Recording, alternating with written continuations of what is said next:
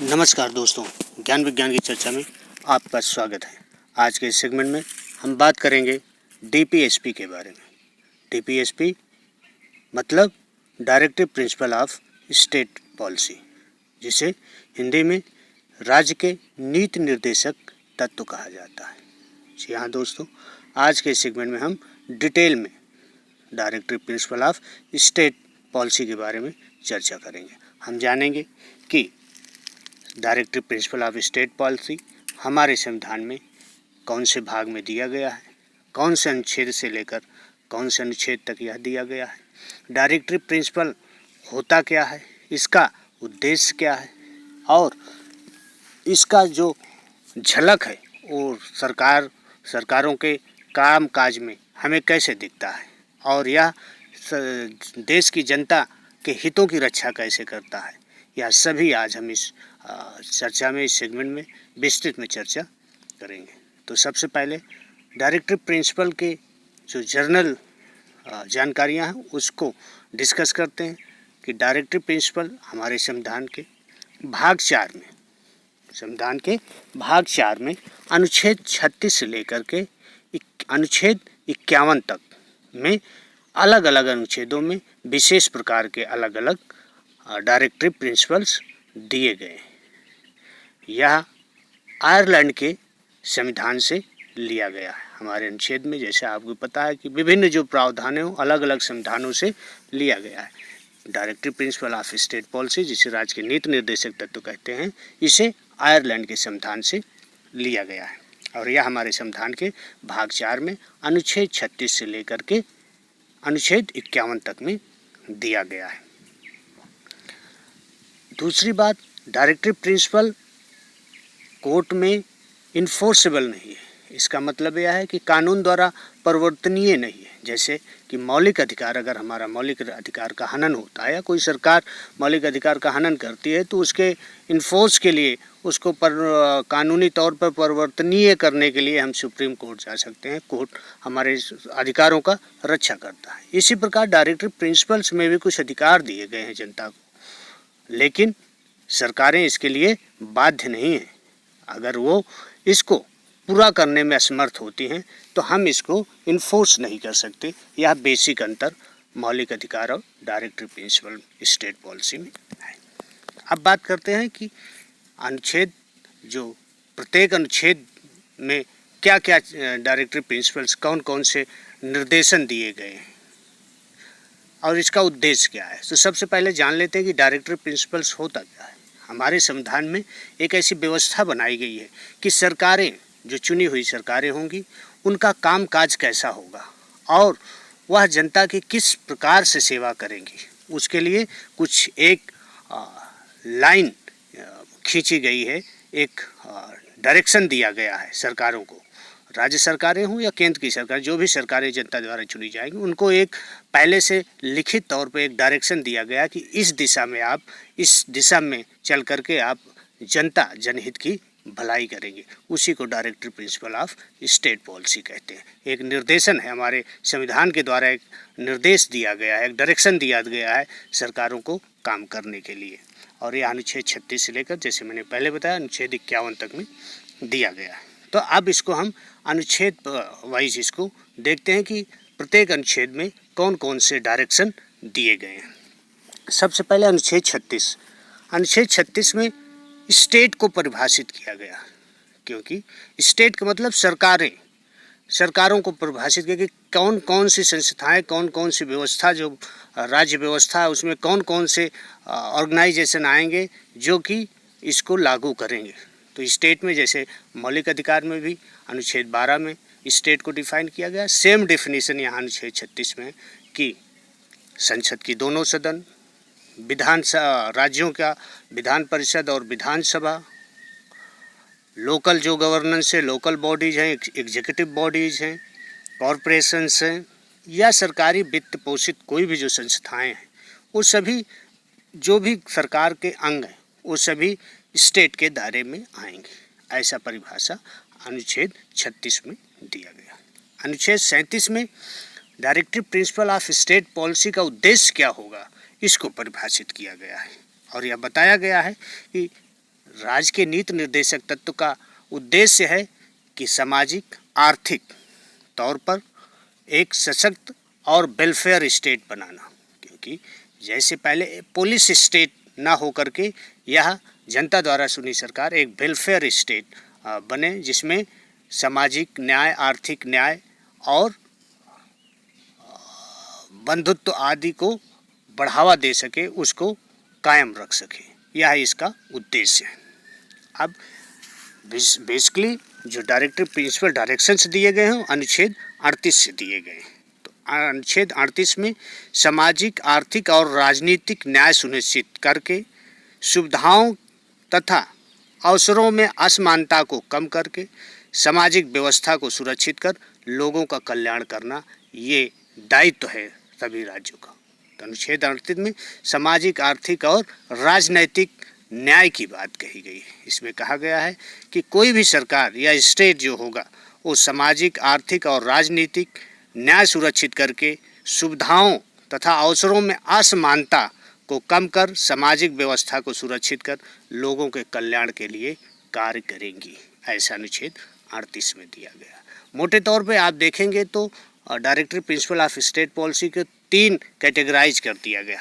एक है सामाजिक साम्यवादी, जिसे डायरेक्टिव प्रिंसिपल कहते हैं। एक गांधीवादी विचारधारा के जो डायरेक्शन से उसे गांधीवादी कहते हैं। कुछ हैं बौद्धिक, जो साइंटिफिक हैं उनको बौद्धिक विचारधारा वाले डायरेक्टिव प्रिंसिपल्स कहते हैं। तो अनुच्छेद 38 सामाजिक, आर्थिक और राजनीतिक न्याय और सामाजिक व्यवस्था को बढ़ावा दे करके लोक कल्याण का निर्देश देता है कि सरकारें लोक कल्याण के लिए काम करेंगी। अनुच्छेद 39 में आजीविका का अधिकार दिया गया है। कहा गया है कि स्टेट यह सुनिश्चित करेंगे कि हर जनमानस को आजीविका का पर्याप्त साधन उपलब्ध कराएं तथा प्राकृतिक संसाधनों का जन भलाई के लिए उपयोग किया जाए। सभी लोगों के आजीविका का पर्याप्त साधन सरकार जुटाए और जो प्राकृतिक संसाधन है उसका ऐसा उपयोग करे ताकि उसमें सबकी भलाई हो। धन का विकेंद्रीकरण ना हो। एक आदमी ऐसा पॉलिसी बनाए, ऐसा सरकार ऐसी पॉलिसी लाए जिससे कि धन का विकेंद्रीकरण ना हो, धन का केंद्रीकरण ना हो, कि एक आदमी अमीर होता चला जाए, एक आदमी गरीब होता चला जाए। तो यह सरकारें अपनी पॉलिसी बनाते समय इन बातों का ध्यान रखेंगी, ऐसा अनुच्छेद 39 में कहा गया, जिसमें आजीविका का अधिकार दिया गया और समान कार्य और समान मजदूरी की बात कही गई है। और यह भी सरकारें सुनिश्चित करें कि चाहे स्त्री हो या पुरुष हो, अगर वो एक ही कार्य, समान ही कार्य कर रहे हैं तो उनको समान मजदूरी दिया जाए। और साथ ही साथ जो श्रमिक हैं उनके शक्ति और स्वास्थ्य की भी सुरक्षा की जाए। बच्चों तथा युवाओं को शोषण न होने देना, ये अधिकार जो दिए गए हैं जनता को, इसको सुनिश्चित करे, सरकार इसको सुनिश्चित करे। आप देखेंगे कि सरकार, जो भी चुनी हुई सरकारें होती, जो पॉलिसीज बनाती हैं, वो अपने पॉलिसी मेकिंग में इन बातों का ज़रूर ध्यान रखती हैं। इसीलिए आप जब इलेक्शंस आते हैं, मैनिफेस्टो बनाते हैं, उसमें रोज़गार के वादा करते हैं।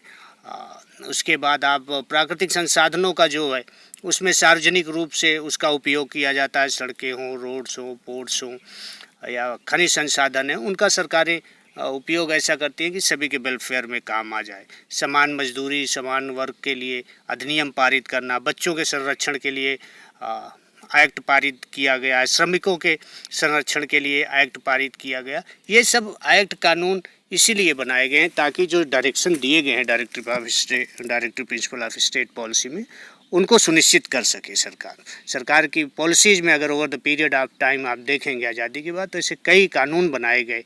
इन्हीं directive principle of state policy को ध्यान में रखकर सरकारें काम किया है, जो कि उसका रिफ्लेक्शन हमें देखने को मिलता है। अनुच्छेद 40 में ग्राम पंचायतों को आत्मनिर्भर तथा स्वशासन की ओर प्रेरित करने की बात कही गई। ये गांधीयन प्रिंसिपल है। गांधी जी का विचार था कि जो ग्राम पंचायतें वो स्वतंत्र हों, वो अपना डेवलपमेंट का प्लान खुद तैयार करें, खुद अपनी नीतियां बनाएं। और इसी को मद्देनजर रखते हुए संविधान के 73वें 74वें संविधान संशोधन से पंचायतों को, पंचायती राज सिस्टम को संवैधानिक दर्जा दिया गया। तो अनुच्छेद 40 में ग्राम पंचायतों को स्वशासन के लिए प्रेरित करने की बात कही गई। अनुच्छेद 41 में बेरोजगारी, बुढ़ापा, बीमारी और विकलांगता को मामलों में कार्य करने, शिक्षा पाने और सार्वजनिक सहायता पाने के लिए कार्य करना। अनुच्छेद 41 में कहा गया कि सरकार इस तरीके से काम करेंगी जिससे बेरोजगारी को कम किया जा सके, बुढ़ापा, बीमारी और विकलांगता के उत्थान के लिए, ऐसे लोगों के उत्थान के लिए कार्य करने, उस दिशा में कार्य करे सरकारें, शिक्षा, हर आदमी को शिक्षा पाने और सार्वजनिक सहायता पाने के अधिकार को सुरक्षित करना। ये भी कहा गया कि शिक्षा जो स्कॉलरशिप्स दिए जाते हैं ये उसी का रिफ्लेक्शन है कि सभी को स्कॉलरशिप देना, प्रोत्साहित करना पढ़ने के लिए, और सार्वजनिक सहायता देना, जो गरीब हैं उनको सहायता प्रदान करना, ये अनुच्छेद 41 में इस तरीके के बेरोजगारी को कम करना आदि डायरेक्शंस दिए गए हैं और सरकारें इस दिशा में काम करती हैं। कार्यस्थल पर मानवीय परिस्थितियां करना और मातृत्व राहत प्रदान करना। साथ ही साथ अनुच्छेद 41 में ये भी कहा गया कि सरकारें सुनिश्चित करेंगी कि जो श्रमिक हैं जहां कार्य करते हैं उनके कार्यस्थल पर परिस्थिति, वातावरण ऐसा होना चाहिए जो स्वास्थ्यवर्धक हो, और जो महिला श्रमिक हैं उनके मातृत्व को भी ध्यान में रखना चाहिए। उन्हें जहाँ फीडिंग, ब्रेस्ट फीडिंग की भी व्यवस्था होनी चाहिए। अगर वो काम कर रहे हैं, जैसे मनरेगा में आप अगर कोई बच्चे वाली महिला काम कर, तो उसके बच्चे को देखभाल करने के लिए एक दाई नियुक्त की जाती है। साथ ही साथ आपने देखा होगा कि गर्भवती महिलाओं के लिए जो नौकरी पेशा वाली महिलाएं, उनको 6 महीने तक की मैटरनिटी लीव दी जाती है। ये इसी का रिफ्लेक्शन है अनुच्छेद 41 का। सरकारें इसी तरीके से कानून बनाती है, पॉलिसीज बनाती हैं, जिससे कि जो डायरेक्टिव प्रिंसिपल्स दिए गए हैं, जो निर्देशन दिए गए हमारे संविधान में, उसको फुलफिल कर सके, वो अपना जो दायित्व है सरकारों का जनता के प्रति उसको निभा सके। तो ये अनुच्छेद 41 में दायित्व है सरकारों का कि वो बेरोजगारी को कम करें, बुढ़ापा, बीमारी और विकलांगता के मामलों में जो ऐसे लोग उनके उत्थान के बारे में काम करें, शिक्षा के बारे में काम करें, और सार्वजनिक जो कार्यस्थल है, श्रमिक जहाँ काम करते हैं वहाँ परिस्थिति ऐसी होनी चाहिए कि स्वास्थ्यवर्धक हो, और जो मातृत्व शक्ति है उसको वेलफेयर करना, उसका सुनिश्चित करना, ये सारा सरकार की जिम्मेवारी है, ऐसा अनुच्छेद 41 कहता है। अनुच्छेद 42 कहता है। अनुच्छेद 43 में मजदूरी का सही भुगतान, उचित जीवन स्तर और सुधार, कुटीर उद्योगों का बढ़ावा देना। जो अनुच्छेद 43 वो कहता है कि उचित मजदूरी का प्रावधान करना। सरकारें सुनिश्चित करें कि जो लोग फैक्ट्रियों में काम कर रहे हैं या मजदूरी कर रहे हैं, उनको ऐसा ना हो कि कोई शोषण करे, उनको उचित मजदूरी मिले और उचित भुगतान हो, सही समय पर उनका भुगतान हो, और उनके जीवन स्तर में सुधार के लिए काम करे, श्रमिकों के जीवन स्तर में सुधार के लिए काम करे, और ऐसे नियम बनाए जो एक वेजेस है, डेली वेजेस है, उसको मिनिमाइज, जो मिनिमम वेजेस उसको निर्धारित करे कि इससे कम कोई कार्य के लिए मजदूरी नहीं देगा, ऐसा अनुच्छेद 43 कहता है। अनुच्छेद 43A में ये अलग से जोड़ा गया एक डायरेक्टिव प्रिंसिपल कि जो उद्योग होंगे, जो भी फैक्ट्रीज होंगे, उनका जो प्रबंधन होगा, मैनेजमेंट होगा, उसमें भी मजदूरों की भागीदारी सुनिश्चित की जाए। सरकारें ऐसा कानून बनाएं कि उद्योगों के प्रबंधन में भी मजदूरों की भागीदारी सुनिश्चित हो। ये अनुच्छेद 43A में दिया गया। अनुच्छेद 43B में सहकारी समितियों के गठन का अधिकार दिया गया। सरकार ये कहा गया कि सरकारें सुनिश्चित करें कि लोग कोऑपरेटिव सोसाइटी का गठन करें और फ्री रूप से सहकारी समितियां जो हैं वो काम करें, ये सरकार को सुनिश्चित करना होगा। ये अनुच्छेद 43B में दिया गया। अनुच्छेद 44 में यूनिफॉर्म सिविल कोड की बात कही। ये कहा गया है कि सभी सरकारें जो होंगी वो ये प्रयास करेंगी कि देश में समान नागरिक संहिता लागू, यूनिफॉर्म सिविल कोड लागू है, अनुच्छेद 44 में कहा गया। अनुच्छेद 45 में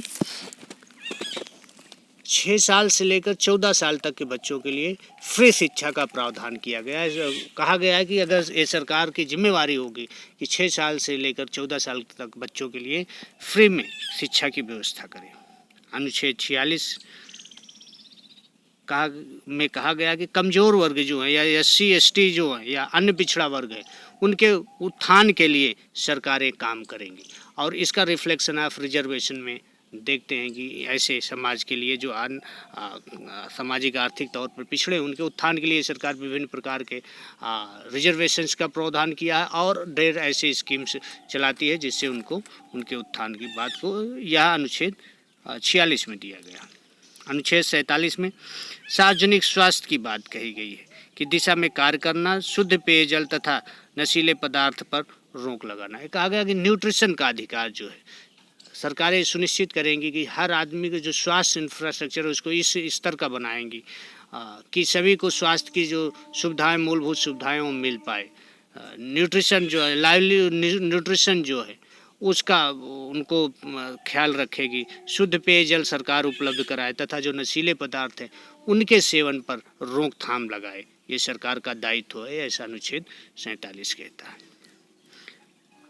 अनुच्छेद 48 गाय तथा अन्य दुधारू पशु के वध पर रोक की बात करता है। कहता है कि सरकारें सुनिश्चित करेंगी कि जो गाय है या अन्य दुधारू पशु हैं उनके वध पर रोक लगाई जाए, ऐसा सरकार नियम बनाए।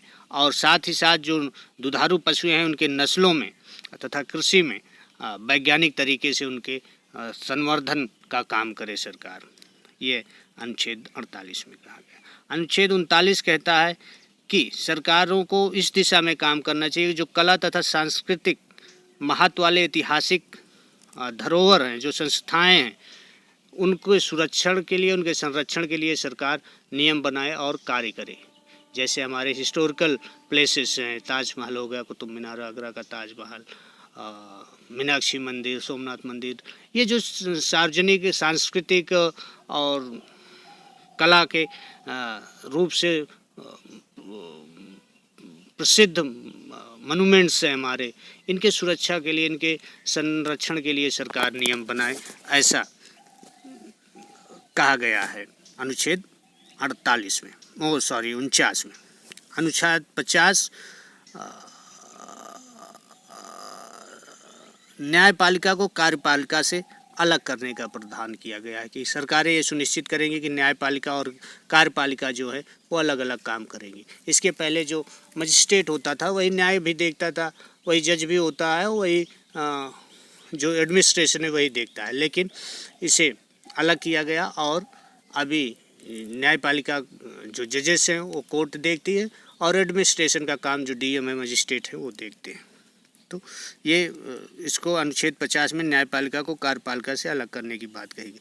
अनुच्छेद 51 जो कहता है अंतर्राष्ट्रीय शांति, सरकारें सुनिश्चित करेंगे कि अंतर्राष्ट्रीय शांति बनी रहे, जिससे इसको सुनिश्चित करने के लिए जो अंतर्राष्ट्रीय नियम है उसका पालन करे, जो संस्थाएं हैं जो उनके डायरेक्शन से उसका पालन करे, और जो भी ट्रेटी हैं उनका, जिसमें भारत सिग्नेटरी है, उसका सब पालन करके अंतर्राष्ट्रीय शांति बनाए रखे।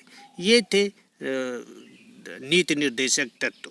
कुछ नीति निर्देशक तत्व जो बाद में जुड़े गए, जैसे अनुच्छेद 39A कहता है गरीबों के लिए निःशुल्क कानूनी सहायता प्रदान करना। ये सरकार की जिम्मेवारी है कि जो आदमी गरीब है अगर वो अपने आप वकील नहीं कर पाता तो सरकार की जिम्मेवारी कि उसे वकील दे ताकि वो अपना केस लड़ सके। और ऐसे 48 से कि ये जोड़ा गया कि पर्यावरण रक्षा और सुधार की बात कही गई। तो ये वीडियो में बस इतना ही, आगे के वीडियो में फिर